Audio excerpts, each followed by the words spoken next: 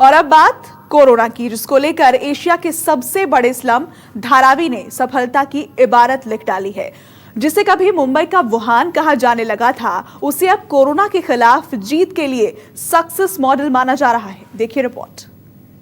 2.5 kilometre के क्षेत्र में करीब 8 लाख की आबादी रहती है। इस तरह से घनी आबादी वाले धारावी में कोरोना महामारी का बहुत ही तेजी से फैलना तय माना जा रहा था और ये महामारी फैल भी रही थी, लेकिन मई महीने की शुरुआत के मुकाबले आज कोरोना के मामले 1/3 से भी कम हो गए हैं। धारावी में आधे संक्रमित ठीक हो चुके हैं और इस बीमारी से दम तोड़ने वालों की संख्या भी काफी कम हो गई है। लेकिन अहम सवाल ये है कि आखिर ये मुमकिन कैसे हुआ।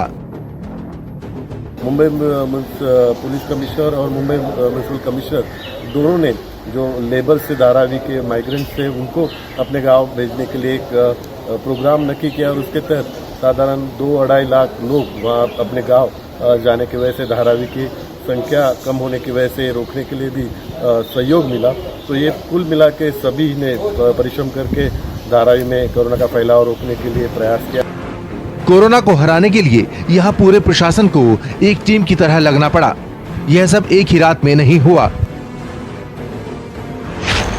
बीएमसी के असिस्टेंट कमिश्नर किरण दिगावकर ने इसके लिए इलाके में मौजूद 47,500 घर के दरवाजे खटखटाए, करीब 7 लाख लोगों की स्क्रीनिंग करवाई। इसके लिए स्थानीय डॉक्टर्स की मदद ली गई। स्थानीय स्कूल, जिम जैसी जगहों को क्वारंटीन सेंटर्स में तब्दील किया गया ताकि संकरी गलियों में मौजूद बिना शौचालय वाली माचिस के डिब्बे जैसे घरों में बंद दर्जनों परिवारों के सदस्य जिन 1500 सार्वजनिक शौचालयों के भरोसे थे, उनके बीच से कोरोना पीड़ितों को अलग किया जा सके। धारावी में पूरे जब भी कोरोना की पहली केस बालिका नगर में पाई गई, तभी हम लोगों ने एक डिसीजन लिया कि धारावी के सभी लोगों का स्क्रीनिंग किया जाए और स्क्रीनिंग के माध्यम से जो पॉजिटिव केसेस हैं उनको हॉस्पिटल में ट्रीट किया जाएगा और जिनके सिम्टम्स नहीं है और जो उनके कांटेक्ट में आए उनको कोविड हेल्थ सेंटर हो या वहाँ पे जो दूसरी सुविधा है वहाँ पे उनको रखा जाए। स्वास्थ्य अधिकारियों ने यहाँ कोरोना का इंतजार नहीं किया, बल्कि कोरोना वायरस का पीछा किया। घर घर जाकर उन मरीजों की पहचान की गई जिनके शरीर में ऑक्सीजन की मात्रा 15% से कम थी। उन्हें तत्काल क्वारंटीन होने की सलाह दी जाती थी और क्वारंटीन सेंटर्स पर पीड़ितों के लिए समुचित देखभाल की व्यवस्था की गई। रहने खाने से लेकर डॉक्टर और दवा की पूरी तरह मुफ्त व्यवस्था की गई। इससे मरीजों में विश्वास बढ़ा और फिर कोरोना को मात देने में मदद मिलने लगी। धारावी पूरा स्लम होने की वजह से वहाँ पे जो टॉयलेट के माध्यम से कोरोना का फैलाव होता था, तो वहाँ पे सैनिटाइजेशन का एक बड़ा प्रोग्राम वहाँ पे रखा। सभी स्लम में सैनिटाइज करने के बाद जहाँ पे टॉयलेट, कम्युनिटी टॉयलेट है, वो टॉयलेट के यहाँ पे दिन में 3-3 बार सैनिटाइजेशन का प्रोग्राम वहाँ पे रखा गया।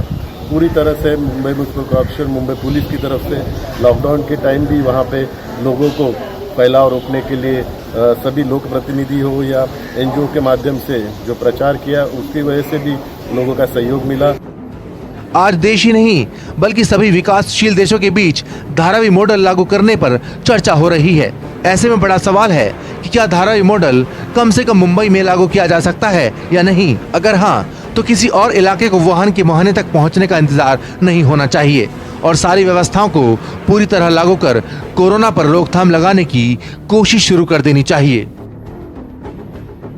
कोरोना के खिलाफ जंग में सफलता का नया अध्याय लिखने वाले धारावी ने भी कहानी में ट्विस्ट का काम किया है। अब सवाल यह है कि धारावी की सक्सेस स्टोरी को देखते हुए बाकी हिस्सों में भी इसी सक्सेस मॉडल को अपनाया जाता है या फिर देश का कोई और हिस्सा वुहान होने का इंतजार किया जाता है। सचिन परब, न्यूज़ 24, मुंबई। नमस्कार, मैं हूं मानक गुप्ता। अगर आपको हमारा ये वीडियो पसंद आया हो तो इसे लाइक और शेयर जरूर करें और हाँ, हमें सब्सक्राइब और फॉलो करना ना भूलें ताकि आप देश और दुनिया की कोई खबर मिस ना करें। तो जुड़े रहिए हमारे साथ और देखते रहिए न्यूज़ 24।